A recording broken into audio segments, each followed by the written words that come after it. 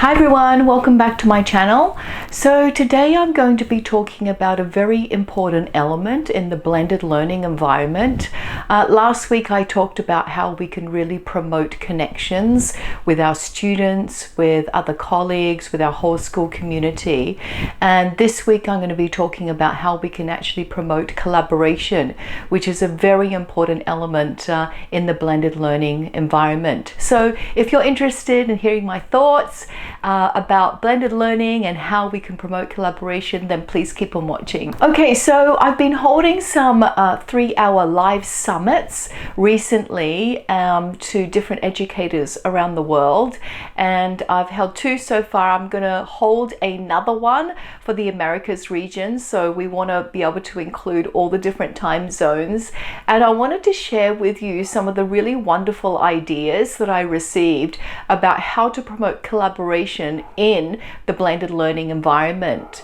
So collaboration is something that we actually try to promote in our brick and mortar classroom situation, and now that we're all teaching online, how do we still continue to promote that collaboration? So I wanted to share some of the insights that I gained over these last 2 months in terms of how to really encourage effective collaboration in the virtual online environment. So one piece of advice is not to make the groups too large, and I learnt the hard way, because when I had my first synchronous online lesson, I had too many in a group, and when I say too many, I only had 6, and I think 6 in a brick and mortar classroom situation would actually work quite well, and we wouldn't normally stumble across any issues or challenges. But in an online environment, what happens is when you have around 6 people, 1 or 2 or 3 end up talking, and then others can actually very quietly sit back and they don't have to contribute. So I suggest that when we're trying to encourage collaboration in the virtual online environment, we only have groups of from 2 and I think maximum 4, depending on how large your class is and how many students you have.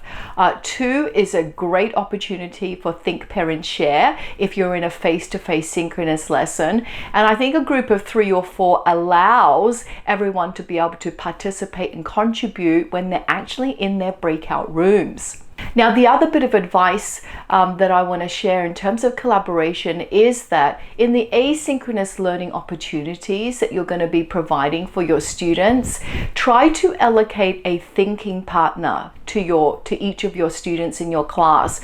This could be a study buddy or it could be a thought partner, but I think, since a lot of us are actually isolated from the rest of the world and society at the moment, just respecting the community, it's important that we do have some collaboration with our students and of course with our peers as well. And so if we try to encourage each of our students to have a weekly thinking partner, or it could be a thinking partner over a series of a number of weeks, I think that will help students in terms of their well-being, the emotional, social stability, and also just help them with what the learning experiences are and give them a partner to be able to bounce ideas off. So that is one of my really big recommendations. Try to allocate your students a thinking partner.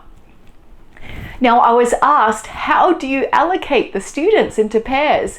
I think there are a lot of ways to do it, but the best way is probably to ask your students. So ask your students, how do you think we should be partnering up? Do you want me to choose as the teacher? Do you want me to do it randomly? Do you want to switch every week or switch every month? How do you want to do it? And I think if we ask for our students feedback in terms of how they want to find their thinking partner, then you're going to get a lot more buy-in as well.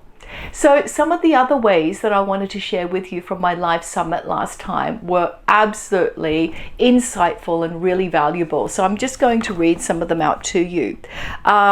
Ensure that your collaboration is with the community. So we're not just talking about students collaborating with each other, but we are also talking about collaboration with all the stakeholders in your community. So that means the parents, the teachers, and everybody that's involved that supports the school community. Now, some other suggestions from the Life Summit was to have some experimentation, to do some peer interviews as well. I think that's a great idea, to have students or teachers do some peer interviews. I've actually seen online that we have some virtual classroom visits as well and observations. So popping in and having that wonderful atmosphere of sharing best practice with your teachers. I think that will really promote collaboration with your teachers. And one more suggestion that I wanted to share with you from my Life Summit was small group inquiry projects. I love this idea.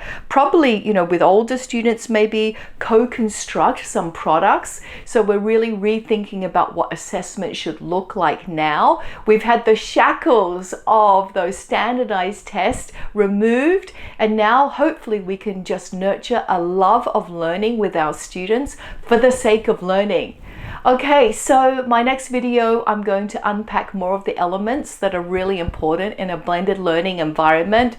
And eventually, of course, I'm going to be addressing the really big question of assessment. How do we actually assess in a virtual online environment?